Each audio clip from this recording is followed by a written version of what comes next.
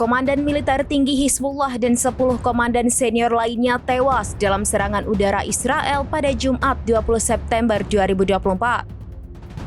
Serangan Zionis itu pun membuat Hizbullah naik darah. Sebagai balasan, Hizbullah kepung 2 wilayah kekuasaan Israel dengan 200 roket berhulu ledak tinggi. Dilansir dari The Times of Israel, hal itu telah dikonfirmasi oleh militer Israel maupun pasukan Hizbullah di hari yang sama.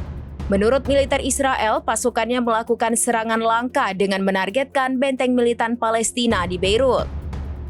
Serangan itu diklaim tepat sasaran dan mengakibatkan Ibrahim Aqil, kepala operasi militer Hizbullah sekaligus pejabat komandan pasukan elit Radwan, tewas. Setelah Fuad Syukur dibunuh, Aqil menjadi anggota militer paling senior di Dewan Jihad, badan militer tertinggi Hizbullah. Selain Aqil, serangan IDF juga mengakibatkan 10 komandan militer lainnya tewas. Hizbullah juga telah membenarkan insiden mematikan tersebut. Sebagai balasan, Hizbullah mengaku telah menembakkan 200 roket sesaat setelah kematian komandannya.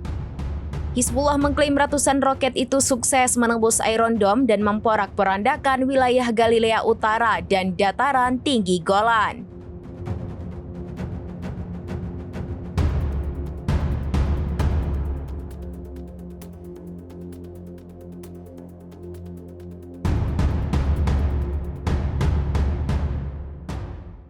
Download Tribun X sekarang, menghadirkan lokal menjadi Indonesia.